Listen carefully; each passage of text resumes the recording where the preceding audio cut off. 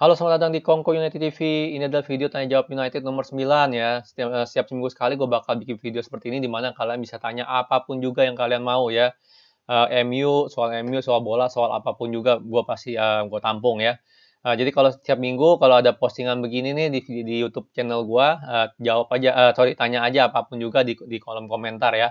Oke, yang pertama adalah dari Amesa Adiansa. Permainan Donny van de Beek nggak berubah, selalu nunggu bola di depan, sedangkan Pogba kemarin yang bermain di sebelah kiri jadi ikut ke belakang, menjemput bola jadi overload. Nah, ini yang menurut gua, ya ini bener lah yang lo omong ya. Tapi kemarin ini gue sempat mikir, sempat pas ngeliat main Donny van de Beek main, gue sempat mikir, kenapa sih Pogba harus turun ke belakang? Bener nggak? Kenapa sih Bruno harus sering jemput bola? Ya, pertanyaannya kan selalu begitu.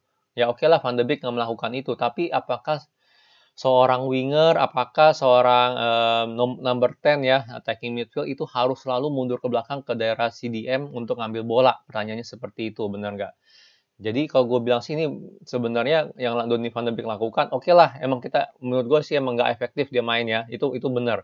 Tapi kalau dipikir-pikir, seandainya kita punya CDM berkualitas ya, seandainya kita punya Pogba di bawah situ, benar nggak? Pogba main sebagai CDM, apakah Bruno harus turun ke bawah gitu loh, harus kemana-mana untuk ngambil bola.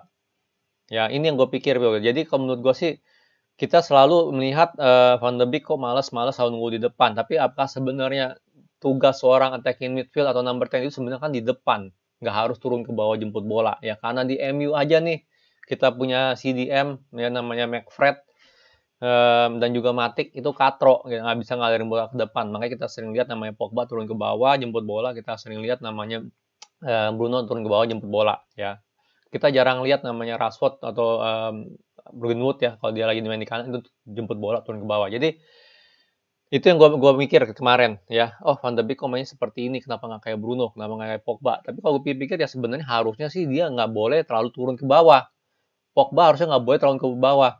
Bruno nggak boleh terlalu turun ke bawah ya karena itu tugasnya si kita punya CDM gitu, kita punya holding midfield untuk distribusi bola ke Pogba ataupun ke Bruno gitu loh, benar nggak? Jadi Van de Beek gue lihat kemarin pas main lawan West Ham, dia kalau di final third dia jarang melakukan back pass. Kalau dia di final third ya, di final third dia cari celah, dia passing ke kiri gitu. Kemarin gue lupa passing ke siapa ya, ke Martial kalau salah gitu loh. Jadi kalau dia di final third dia tuh jarang melakukan back pass kalau gue lihat sih ya. Kemarin ya untuk game kemarin. Jadi gue masih susah lah kalau kalau nilai permainan Van de Beek lebih susah karena dia jarang main. Kita nggak tahu apakah itu dia pinter beneran atau kebetulan ya. Cuman ya jelas kalau dia main di tengah, main di pas dia bolanya nggak di final third, emang dia sering melakukan back pass dan terus dia maju ke depan. Itu emang udah pasti itu yang dilakukan lah gitu. Cuman ya sekali lagi kalau gue pikir yang Pogba sering lakukan ataupun Bruno sering lakukan, sering jemput bola ke bawah ya ke daerah CDM, menurut gue itu sebenarnya kurang tepat juga. Kurang tepat. Kalau kita punya CDM yang fungsional, harusnya dia nggak perlu, harusnya Bruno nggak perlu terlalu mundur terlalu jauh gitu untuk jemput bola. Benar, dia harusnya tetap di atas untuk servis, untuk memberikan servis ke kita punya striker atau kita punya winger ya. Jadi kalau menurut gue sih itu ya. Tapi Van de Beek anyway juga ya kita lihatlah masa depannya gimana ya. Makhluk bumi, apakah Dean Henderson sedikit sudah mengancam posisi De Gea? Belum sama sekali kalau gue bilang ya, sorry ya. Emang kelihatannya dia banyak clean sheet ya kemarin-kemarin atau apa ya, tapi menurut gue sih kalau gue nonton Dean Henderson gue nggak melihat skill dia jauh lebih di atas De Gea. Ya, nggak jauh. Menurut gue sih sama De Gea, ya gue lebih ngunggulin De Gea sedikit karena dia berpengalaman. Karena gue lihat Dean Henderson emang dia bagus, suka agresif keluar segala macam, tapi itu beresiko banget ya. Dan juga kalau defender kita melakukan back pass, dia terlalu pede kalau gue bilang, nahan bolanya terlalu lama. Ya menurut gue itu sih bisa lama, ya suatu saat bisa jadi senjata makan tuan kalau terlalu nahan bola terlalu lama ya. Tapi jadi anyway Dean Henderson kalau gue lihat selama ini yang gue lihat dia main ya kan sering banget tuh akhir-akhir ini dia main, gue nggak melihat dia lebih bagus dari De Gea ya, jauh lebih bagus gue nggak melihat. Ya menurut gue sih dia paling jauh pun rata-rata sama lah kayak De Gea ya. Cuman tetap dari segi sekarang ini gue tetap melihat De Gea lebih unggul dari Dean Henderson dari segi pengalaman, ya pengalaman lah basically. Ya jadi Dean Henderson, De Gea menurut gue sih mereka masih patut bersaing loh gitu untuk jadi nomor satu, kiper nomor satunya Manchester United ya. Dari Januar Hussein, Bang, gue mau tahu apa sponsor terbaru MU. Mau tahu apa? Oh ya, dapat sponsor baru ya, sponsor baju baru ya, dan apakah sponsor baru ini bisa beli pemain mungkin pelatih yang top. Nah, dapat sponsor baru bukan berarti kita bakal beli pemain yang top ya. Itu semua tergantung director of football kita ya, si John Murtough ya. Jadi kita lihat aja nanti gimana. Dapat sponsor baru, gue sedikit kurang cocok sama warna logonya ya, jujur aja dia warnanya biru ya logonya ya. Merah ke biru kayaknya sih rada aneh loh. Kayak sih bisa nggak nyambung gitu. Kalau kalau Chevrolet kan warnanya kuning kan, merah ke kuning masih oke gitu, dan kita juga ada kuning-kuningnya. Cuman kalau tim viewer ya kalau salah kan sponsor baru itu warnanya biru gitu loh. Biru kalau ke merah kayaknya nabrak gitu loh. Jadi gue nggak tahu deh bakal bagus nggak gitu entah di baju ya, minimal di baju lah. Cuman masalah dapetin pemain atau pelatih itu nggak ngefek apa-apa, karena gimana juga keputusan beli pelatih, beli pemain itu bukan di sponsor, itu keputusannya itu ada di ya ada di kita punya inilah director football ya, si John Murtough. Fasya Azumar, Bang, apakah nanti Ole akan dipecat dari Man United? Dan juga apakah Oke, kita ngomongin Ole out ya. Jujur kalau gue sih mungkin kalian banyak yang merasa kalau ada baca kubu Ole outer ya itu biasanya langsung wah pada panas gitu kan. Kalau gue sih biasa aja ya jujur ya, karena gue di channel gue menerima ya segala macam fans ya karena kan banyak lah orang bilang gue fans sudah dari tahun tahun 60 lah atau apalah, benar nggak ya, dari tahun 1960 gue udah jadi fans gitu atau apa, banyak yang seperti itu. Menurut gue sih fans MU ya fans MU gitu, lu baru setahun jadi fans ya tetap aja lu nggak, gue yang lebih lama atau siapapun yang lebih lama tuh nggak membuat lu lebih fans dari ini gitu. Cuman anyway, untuk kubu Ole Outer ya, gue juga tetap terima juga di channel gue. Selama pokoknya gini, masalah fans MU, kalau dia bukan pendukung Glazer, pokoknya gue terima lah di channel gue ya. Nggak masalah lu Ole in, Ole out, ataupun lu gue jadi lupa lagi mau apa. Ya anyway, gue terima semua pendukung MU kecuali pro Glazer, oke? Masalah Ole dipecat atau enggak, itu udah di luar kuasa kita. Jujur aja ya, sorry banget nih kubu Ole Outer. Karena gimana pun juga MU lagi ngomongin kontrak Ole diperpanjang ya. Jadi Ole dalam beberapa minggu ke depan ini bakal ada kabar dia bakal sign new contract. Jadi lupain yang namanya Ole Outer, silakan kalau mau manyun gimana pun juga itu bakal terjadi. Ya, jadi ngomong diskusi Ole in Ole out itu menurut gue sih udah selesai gitu loh. Karena gimana pun juga manajemen bakal memperpanjang kontrak Ole. Bang, menurut gue dari awal Ole ngelatih kayaknya kalau goal kick itu sering pakai close passing. Main dari belakang ya maksudnya, nggak lompas. Kenapa ya? Menurut gue lebih beresiko direbut lawan sih kalau close passing. Tapi sebenarnya wingback kita itu sering banget dapat ruang gol. Oke, gue ngomongin dulu soal ini ya. Kalau kita goal kick main dari belakang ya. Justru kalau main dari belakang itu resikonya lebih kecil ya. Kenapa? Kalau namanya long pass, bola itu ada di udara. Kalau bola di udara itu namanya bola itu bukan milik siapa-siapa. Ya, bola itu bisa jatuh ke lawan, bisa jatuh ke kita. Ya, sementara kalau bola itu di close passing ya itu resikonya lebih kecil karena itu bola itu milik kita, ya dipegang sama defender kita. Ya oke lah, sekarang ini banyak yang main high press ya tim lawan gitu. Jadi itu tergantung kita punya holding midfield gitu loh. Gimana ngeluarin bola itu ke lini serang. Ya, jadi kalau dibilang close passing itu lebih nggak beresiko direbut lawan, menurut gue sih itu salah 100% ya, salah 100% ya. Kalau lu melakukan long ball ya goal kicknya long ball, bola di udara itu udah 50-50, belum tentu kita yang dapat, belum tentu lawan yang dapat. Tapi kalau bolanya main dari belakang close passing itu jelas langsung bolanya milik kita gitu kan, langsung defender yang pegang ya kan, tinggal defendernya ngalirin ke CDM ngalirin ke number 10 kita gitu atau ke winger kita ya. Jadi menurut gue itu kurang tepat ya. Soal target man ya itu jelas lah ya, nggak perlu banyak dibahas. Oke. Denny Hidayat, Bang, kenapa Oleh selalu masang satu playmaker dan dua pemutus serangan? Kan kalau sepak bola sekarang biasanya pakai dua playmaker. Kalau menurut gue sih dua playmaker satu DM sama satu playmaker dua DM itu tergantung ya. Kalau menurut gue sih kebanyakan orang pakai satu CDM, satu playmaker sama satu box to box ya, karena kita nggak bisa ya, namanya lagi defense udah pasti dua pemutus serangan harus mundur ya, dua holding midfield ya. Kalau lagi nyerang jelas yang satu box to box itu maju ya sebagai playmaker kedua lah gitu, ngebantu serangan juga. Sedangkan DM murninya itu mundur bertahan, tetap menahan lah gitu loh, nggak maju Jadi kalau dibilang sepak bola sekarang pakai 2 playmaker 1 DM, nggak juga sih, nggak juga. Tergantung dari timnya juga, tergantung dari taktikalnya ya. Cuman ya kalau untuk sekarang ini yang kita nggak bisa main 2 playmaker 1 DM, karena kalau misalnya Paul Pogba cedera ya, dia sebagai box to box kita, dia cedera ya nggak ada yang punya kapabilitas itu untuk maju ke depan gitu loh, untuk membantu bangun serangan, kagak ada. Ya, jadi makanya gimana pun juga kita nggak ada pilihan untuk pakai 1 playmaker dan 2 pemutus serangan ya. Dan pemutus serangan itu atau holding midfield itu menurut gue sih nggak harus dua-duanya tuh mentalitas bertahan ya. Kayak gue bilang, paling the best satu defensif CDM murni ya, yang lebih jago bertahan, satu box to box yang lebih yang bagus nyerang dan juga bisa bertahan gitu loh. Ya itu penting kalau gue bilang. Itu lebih balance kalau gue bilang ketimbang satu playmaker dua CDM atau dua playmaker satu DM ya. Itu rentan banget.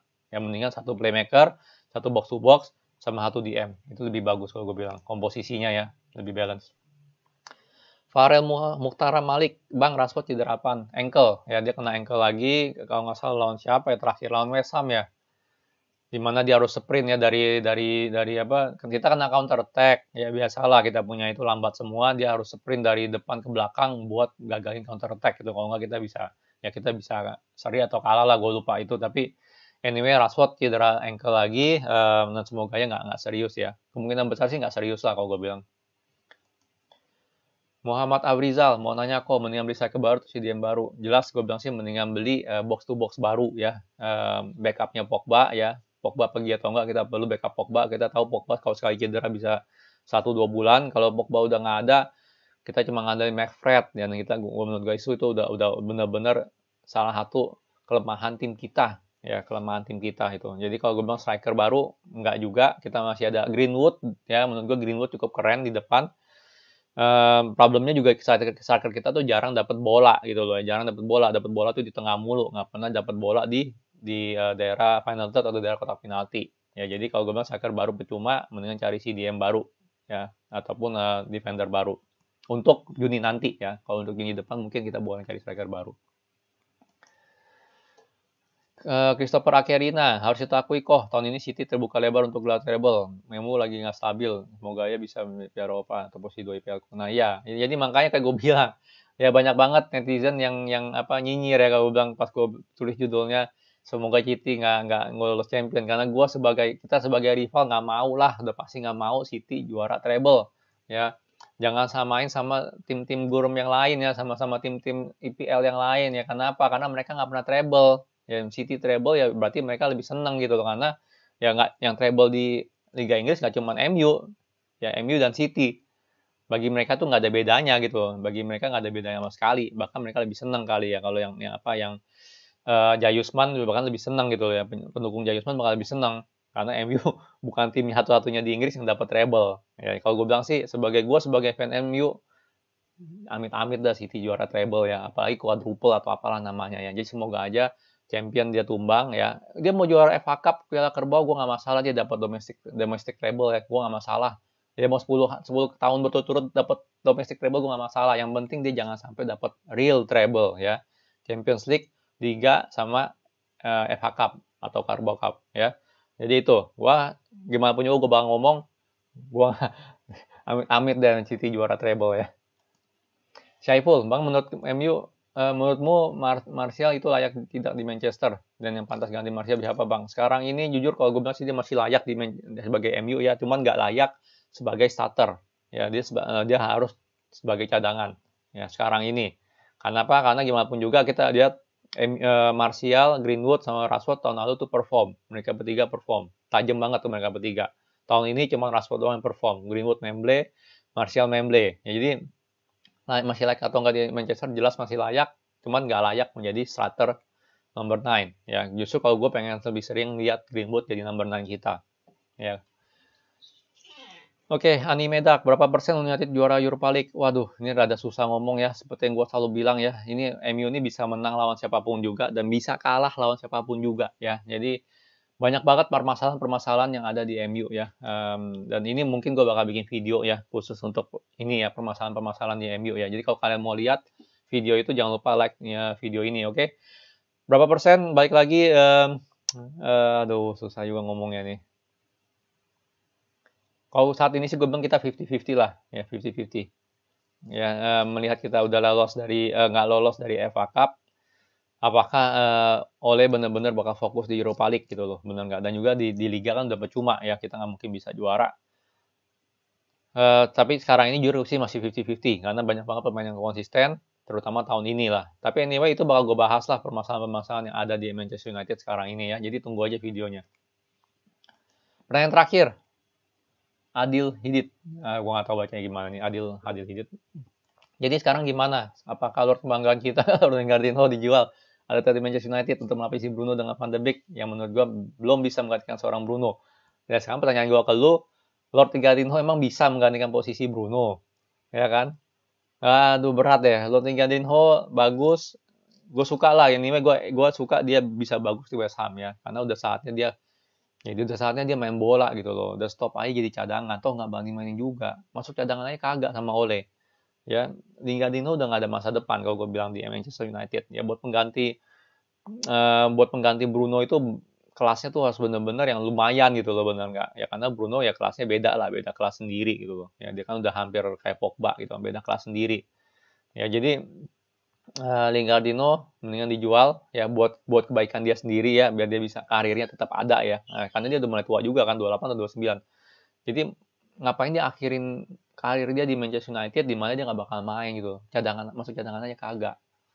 Ya kalau gue masih demi Lingard sendiri mendingan dia ya pindah aja gitu loh. Benar nggak pindah atau anyway di West Ham masih dipakai sebagai tim utama, tim inti dan dia perform lagi benar nggak? Dan mendingan sih gue bilang sih tetap dijual ya. Semoga aja kita bisa dapat deal swap sama si Declan Rice benar nggak ya. Jadi soal Lingard sih menurut gue gitu, tetap aja dia mau berapa gol pun, mau berapa assist pun menurut gue sih udah waktunya dia untuk pergi ya. Oke, kayaknya itu pertanyaan terakhir ya.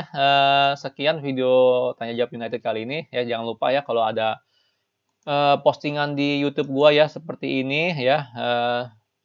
Tulis saja pertanyaan-pertanyaan kalian yang ada ya untuk gua. Pasti gua jawabin.